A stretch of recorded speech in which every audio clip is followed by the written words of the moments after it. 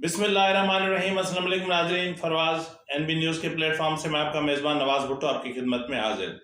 नाज़रीन, इमरान खान के गिर्द हालात बहुत तंग होते जा रहे हैं। यानी अगर हम बात करें तो पिंकी पीरनी और जुल्फी बुखारी समेत और मलिक रियाज, ये तमाम ऐसे वो लोग हैं जो इस वक्त नेब के जिनके गिर्द नेब का घेरा बहुत ज़्यादा तंग हो गया है। इंतहाई अहम और चौंका देने वाली तफसीलात हैं, वो भी मैं आपको तफसील से बताता हूँ। लेकिन पहले मैं आपको ये बताता चलूँ कि इस वक्त जो है वो जब पंजाब में परवेज़ इलाही की जो कंडीशन है या परवेज़ इलाही की जो सूरत हाल है इंतहाई कशीदा हो चुकी है और वोट ऑफ कॉन्फिडेंस का मामला सर पे खड़ा हुआ है और 11 तारीख में बाकी दिन ही कितने रह गए हैं, यानी कल पीर परसों मंगल और बुध। तो अब ऐसी सूरत हाल में जहां इमरान खान की तरफ से भी ये ऐलान किए जा रहे हों कि हम एतमाद का वोट लेंगे और दूसरी तरफ पार्टी का शिराजा बिखर चुका हो, जनूबी पंजाब में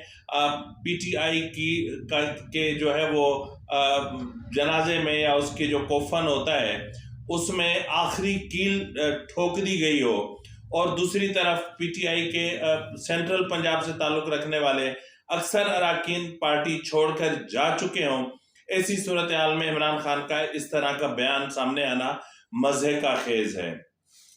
और नाज़रीन, इस वक्त जहां परवेज़ इलाही इंतहाई मुश्किल का शिकार हैं तो उसकी मतलब इसके बावजूद जो है वो परवेज़ इलाही के फर्जंद जो इमरान खान की आंख का तारा बने हुए थे, अपना मोनिस इलाही साहब, वो अपने एक करीबी जो है वो फ्रंटमैन के उठाए जाने के डर से पेरिस से लाहौर आने की बजाय वो लंदन चले गए हैं। यानी यूं समझें कि फिलहाल उनकी वापसी का कोई इम्कान नहीं है जब तक कि जो उनका फ्रंटमैन है वो सामने या मंजर आम पे उसको नहीं लाया जाता। इसके अलावा नाज़रीन, हम आपको ये भी बताते चलें कि इस वक्त पाकिस्तान पीपल्स पार्टी जनूबी पंजाब के अलावा बलूचिस्तान में भी इंतहाई मजबूत होती जा रही है। यानी पीपल्स पार्टी अपने पंजे गाड़ रही है। कुछ दिन पहले आपने देखा होगा कि बाप पार्टी के इंतहाई अहम रहनुमाओं ने पीपल्स पार्टी में शमूलियत अख्तियार की थी और आसिफ अली जरदारी साहब से मुलाकात की थी और आज भी जो है वो पीपल्स पार्टी से बलूचिस्तान से ताल्लुक रखने वाले कुछ अहम रहनुमाओं ने मुलाकात की और उसके बाद उनमें साबिक वज़रा भी शामिल थे और उसके बाद उन्होंने पाकिस्तान पीपल्स पार्टी में शमूलियत का ऐलान किया। अब इस सूरत हाल में देखें तो इमरान खान जो है वो एक इल्ज़ाम आयद करने से बाज ही नहीं आ रहे। वो ये कह रहे हैं कि जो इस्टेब्लिशमेंट है वो वोट ऑफ कॉन्फिडेंस के मामले में मुदाखलत कर रही है, जबकि अगर गौर से इस सारी सिचुएशन का जायज़ा लिया जाए, अगर कड़ी से कड़ी मिलाई जाए और सारी सिचुएशन को देखा जाए तो मामला जो है वो पीटीआई के गले में आता है, क्योंकि पीटीआई वो जमात है कि मतलब जो सिर्फ प्रोपेगेंडा कर रही है, यानी सबूत कोई भी नहीं है और बगैर सबूत के सिर्फ मामला को प्रोपेगेट कर रही है और प्रोपेगेंडा से अपने वजूद को बरकरार रखने की कोशिश कर रही है। लेकिन फिलहाल लग ऐसे रहा है कि जैसे पंजाब से पीपल्स इसका पीटीआई का जनाजा निकल चुका। तो बहरहाल पंजाब से पीपल्स पीटीआई वाइंड अप होने जा रही है और क्योंकि झूठ जो है ना ज्यादा देर नहीं चलता। अब कितना भी झूठ को चलाने की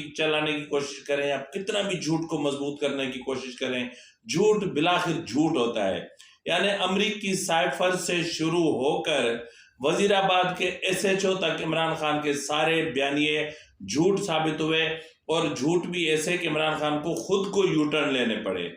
ये एक सियासतदान का मैं अक्सर कहता हूं कि सियासतदान का एक विजन होता है। सियासतदान के वो जो एक फहम फरासत होती है वो उनमें एक दूर से देखने की उनमें एक अहलियत होती है। वो समझते हैं कि आने वाला वक्त कैसा है, किस तरह है और हमको किस तरह चलना है। बिल्कुल इस तरह जिस तरह गुज़िश्ता शब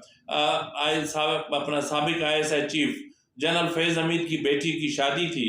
तो उसमें चौधरी फवाद भी मौजूद थे और यकीनन जाहिर है कि वहाँ जो है वो शाह महमूद कुरैशी ना हो ये मुमकिन ही नहीं है। और फिर इस शादी में जो गैदरिंग थी उसमें प्रोजेक्ट इमरान के बाकी किरदार मौजूद ना हो ये भी मुमकिन नहीं है। ताहम हैरानकुन तौर पर कुछ और लोग भी मौजूद थे اور ان لوگوں کی موجودگی اپنے آپ میں بہت زیادہ معنی خیز تھی۔ تو بہرحال اللہ رب العزت فیض حمید صاحب کی بیٹی کو جو ہے وہ سکھی اور گھر دے اور اللہ ان کے نصیب اچھے کرے۔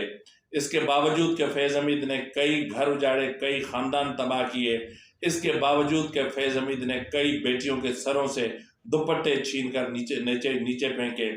اس کے باوجود کہ بلوچستان میں فیض حمید نے ایک بدبودار کردار ادا کیا، اور مطلب میرے پاس الفاظ نہیں ہیں کہ میں کیا کہوں۔ اس کے علاوہ ناظرین ایک چھوٹی سی خبر تو بہت بڑی ہے، لیکن فی الحال ظاہر ہے کہ ٹائم کم ہونے کی وجہ سے میں اب اس کو محدود کر رہا ہوں۔ ناظرین اس وقت خیبر پختونخوا کی صورتحال آپ دیکھ رہے ہوں گے کہ دن بہ دن بگڑتی جا رہی ہے، اور اس صورتحال کو دیکھتے ہوئے وہاں پر اپنا وانا میں ایک بہت بڑی احتجاجی ریلی بھی نکالی گئی، اور حیرت کی بات یہ ہے کہ جو کل تک ان کو اقتدار میں حصہ دینے کی بات کرتے تھے، جو کل تک ان کے لیے ایک شیلڈ بننے کی کوشش کرتی تھی پی ٹی آئی، اب وہاں عمران خان لاہور میں بیٹھے ہوئے ہیں، ان کو پتہ ہی نہیں، اور وہاں پی ٹی آئی اپنی ناک اور اپنی عزت بچانے کے لیے ان مظاہروں میں شامل ہے۔ اور اس کے علاوہ ناظرین میں آپ کو بتاتا چلوں کہ ایک ٹی ٹی پی کے سربراہ نے ایک پیغام جاری کیا ہے جو اس وقت آپ کی اسکرین پر ہے، اور ڈان اخبار میں یہ آیا ہے۔ تو اس میں انہوں نے کہا ہے کہ جو ہے وہ اگر مطلب ٹی ٹی پی پاکستان کے ساتھ مذاکرات کرنے کے لیے تیار ہے، لیکن اس کے لیے انہیں یقیناً ثالثی جو چاہیے وہ افغانستان کی چاہیے۔ اگر افغانستان حکومت ثالث بنتی ہے تو پھر ہم پاکستان سے مذاکرات کرنے کے لیے تیار ہیں۔ اور انہوں نے یہ بھی کہا ہے کہ سیز فائر کے حوالے سے جو معاہدہ ہوا تھا، وہ اس کے باوجود کہ اس سے وہ آزاد ہو چکے ہیں، لیکن پھر بھی وہ اس پر پابند ہیں، اور اگر حکومت بات چیت کرنا چاہتی ہے تو اسی معاہدے کو کنٹینیو کیا جا سکتا ہے۔ دوسرے لفظوں میں یوں کہا جائے کہ ٹی ٹی پی نے ایک سافٹ کارنر دکھایا ہے، اور ٹی ٹی پی جو ہے وہ مزاحمت سے مذاکرات کی طرف آنا چاہ رہی ہے۔ اب دیکھنا یہ ہے کہ حکومت اس کا کیا جواب دیتی ہے، یا حکومت کی طرف سے، یا ظاہر ہے کہ جو آپریشن وہاں پر ہو رہا ہے ان کی طرف سے کیا رد عمل سامنے آتا ہے۔ تو ناظرین اس سے ہٹ کر جس طرح میں نے آپ کو بتایا کہ اہم ترین بات، ناظرین اس وقت ملک ریاض، زلفی بخاری، پنکی پیرنی، عمران خان نیب کے گھیرے میں آ چکے ہیں، اور یہ نیب کا جو گھیرا ہے ان کے گرد دن بہ دن بہت زیادہ تنگ ہوتا جا رہا ہے۔ ناظرین آپ کو پتہ ہے کہ جو ہے وہ ملک ریاض کے 50 ارب روپے کا معاملہ جو عمران خان نے کابینہ کے یوں سمجھ لیں کہ کن پٹی پر پسٹل رکھوا کے، اور وہ 50 ارب روپے جو برطانیہ سے ملے تھے، جو ایک ایلیگل ٹرانزیکشن ہوئی تھی، وہ پاکستان کو واپس ہوئی تھی، جو ملک ریاض کی تھی۔ اب ملک ریاض کو جو ہے وہ جو بحریہ ٹاؤن کے حوالے سے 464 ارب روپے ادا کرنے تھے سپریم کورٹ کے فیصلے کے مطابق، یہ اس میں ایڈجسٹ ہونے تھے، لیکن بدقسمتی سے عمران خان نے اور پنکی پیرنی نے مل کے یہ 50 ارب روپے عمران خان کے سپرد کیے۔ اب اس کے بدلے میں ظاہر ہے کہ بھاری منافع بھی لیا گیا ہوگا اور بھاری فائدہ بھی حاصل کیا ہوگا۔ تاہم اگر اس صورتحال کو اگر دیکھتے ہیں تو اس میں نیب نے جو ہے وہ ایک بار، نیب ظاہر متحرک ہے، اور نیب نے پہلے بھی نوٹسز جاری کیے ہیں، اور اس میں پنکی پیرنی کو بھی یعنی بشرا بی بی کو بھی نوٹس جاری ہوا ہے، اور اس کے علاوہ عمران خان کو بھی نوٹس جاری ہوا ہے، اور زلفی بخاری کو بھی نوٹس جاری ہوا ہے، اور ملک ریاض کو بھی پہلے نوٹس جاری ہو چکا ہے۔ ناظرین زلفی بخاری کو جو نوٹس جاری ہوا ہے اس میں انہیں کل یعنی کہ اپنا 9 تاریخ کو صبح 11 بجے نیب راولپنڈی آفس میں ایک ڈپٹی ڈائریکٹر ہیں وہاں کے میاں عمر ندیم ان کی جو ہے ان کے پاس پیش ہونے کے لیے کہا گیا ہے۔ اس وقت جو اپنا کال اپ نوٹس ہے وہ آپ کے سامنے، اس میں جو اس کا جو سبجیکٹ ہے وہ ذرا پڑھنے جیسا ہے۔ وہ سبجیکٹ اگر آپ پڑھ لیں تو پھر جو اس کے آگے میں جہاں جا رہا ہوں وہ چیز آپ کو سمجھنے میں بہت آسانی ہوگی۔ ناظرین اس کال اپ نوٹس میں یہ بھی کہا گیا ہے کہ زلفی بخاری نے اختیارات کا غلط استعمال کیا، اور مالی اختیارات کا انہوں نے غلط استعمال کیا، اور بحریہ ٹاؤن کی زمین جو منتقل ہوئی القادر ٹرسٹ کو، اس وہ جو تھی اس میں بھی جو ہے وہ ایک کرپشن کا، ایک بڑے پیمانے پر کرپشن کا عنصر پایا جاتا ہے۔ اور القادری ٹرسٹ کو جو زمین تھی وہ کس طرح منتقل ہوئی ضلع جہلم میں، اور اس کا سارا ریکارڈ جو ہے وہ آپ لے کر پیش ہو جائیں۔ ناظرین، اب اگر ہم اس سے ہٹ کر بات کریں، یعنی زلفی بخاری کا جو یہ والا کیس ہے، اس سے ہٹ کر ہم بات کریں تو جو ہے وہ زلفی بخاری صاحب وہ ہیں جن کے خلاف یہ پہلے سے ہی ان کے خلاف ایک کیس 2018 سے چل رہا ہے۔ یعنی میں کہیں تو آپ کو کیس نمبر بھی بتا دیتا ہوں، لیکن تاہم یہ تھا کہ یہ جو اس کیس کی سماعت تھی وہ 20 فروری 2018 کو شروع ہوئی تھی، کیونکہ پہلا جو لیٹر جاری ہوا تھا وہ 20 فروری 2018 کو نیب کی طرف سے جاری کیا گیا تھا۔ یعنی اس میں کہا گیا تھا کہ مجاز اتھارٹی نے نیب آرڈیننس 1999 کے تحت آپ کے جرائم کی طرف توجہ مبذول کی ہے، اور برٹش ورجن آئی لینڈ میں آف شور کمپنیاں جن کا انکشاف پاناما پیپرز میں ہوا انہیں قائم کرنے اور ان کی ملکیت سے متعلق ثبوت اور معلومات آپ کے پاس موجود ہیں جن کا تعلق مذکورہ جرائم سے ہے۔ ناظرین، اس کے حوالے سے زلفی بخاری کو باضابطہ طور پر نوٹس جاری ہوا تھا۔ اس کے علاوہ جو ہے وہ نیب راولپنڈی نے زلفی صاحب کے والد یعنی واحد بخاری صاحب، ان کو بھی جو یو کے میں کاروبار اور جائیداد کی منی ٹریل دینے کے لیے طلب کیا تھا۔ نیب راولپنڈی کا ذرائع کا کہنا ہے کہ زلفی بخاری اور اس کا والد کوئی بھی منی ٹریل دینے میں ناکام ہوئے، اور باقاعدہ ریفرنس دائر کرنے کے لیے 10 ماہ کی جو ڈیڈ لائن مقرر ہوتی ہے وہ بھی مقرر ہو گئی، پھر اس کو 9 ماہ میں تبدیل کیا گیا، لیکن زلفی بخاری یا اس کے والد صاحب وہ وہاں نیب میں پیش نہیں ہوئے۔ اس کے علاوہ ناظرین میں آپ کو یہ بتاتا چلوں کہ اس کے باوجود اس وقت کے وزیر اعظم عمران خان کے دوست اور اس کے والد کا کیس انکوائری کی سطح سے اوپر جا ہی نہیں سکا، حالانکہ اسی دوران چیئرمین نیب نے 10 ماہ کی ڈیڈ لائن کا طریقہ کار تبدیل کر کے 9 ماہ کر دیا تھا۔ زلفی کا والد صاحب واجد بخاری انکوائری کے دوران وزیر اعظم ہاؤس، نیب اور راولپنڈی کے چند انتہائی اہم شخصیات سے ملاقاتیں کرتا رہا، ملتا رہا کہ اس کیس کو کسی طریقے سے رفع دفع کروایا جائے، لیکن وہ نیب کے سامنے پیش نہیں ہوئے۔ ناظرین، یہاں میں آپ کو یہ بھی بتاتا چلوں کہ نیب راولپنڈی کے کرتا دھرتا جو اس وقت تھے وہ جو ڈی جی تھے وہ عرفان منگی صاحب تھے۔ عرفان منگی صاحب وہ ہیں جنہوں نے سابق وزیر اعظم یعنی جنہوں نے وزیر اعظم کے دوست زلفی بخاری اور اس کے والد کے کیس میں ضرورت سے زیادہ نرمی کا مظاہرہ کیا۔ یہ وہی عرفان منگی ہے جس نے جو ہے نواز شریف کے خلاف پاناما پیپرز کی جے آئی ٹی بنائی گئی اور اس کا رکن رہے۔ نیب نے اس کیس میں کمال نرمی اور شفقت کا مظاہرہ کرتے ہوئے اپنے ایک خط جو 25 اکتوبر 2018 کو لکھا گیا، اس میں زلفی بخاری کو، یعنی جس کا نام اس وقت ایگزٹ کنٹرول لسٹ میں تھا، لیکن اس کے باوجود ان کو ایک بار باہر جانے کے لیے ایک غیر معمولی جو ہے طور پر اجازت دی گئی۔ یعنی ایک شخص کے خلاف انتہائی سنگین نوعیت کے معاملے کی انکوائری چل رہی ہے، اور ان کو جو ہے وہ ایک مرتبہ باہر جانے کی اجازت دی گئی، اور یعنی ایسا کرنے سے انکوائری کے دوران کمپنیوں اور جائیدادوں سے متعلق دستاویزات بھی تبدیل کی جا سکتی تھیں۔ یعنی یہ جو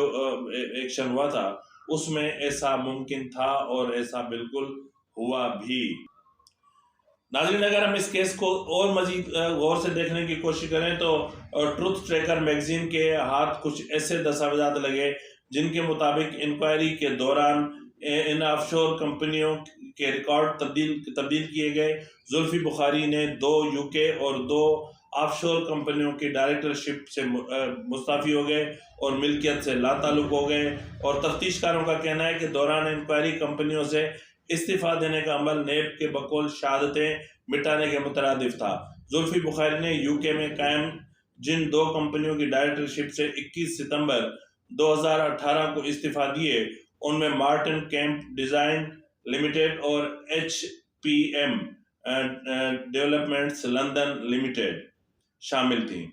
ناظرین، یہ بھی میں آپ کو یہاں پہ بتاتا چلوں کہ یہ استعفے نیب انکوائری شروع ہونے کے 6 ماہ بعد دیے گئے۔ اس طرح زلفی بخاری کی 2 آف شور کمپنیاں بیالا ٹریڈنگ اور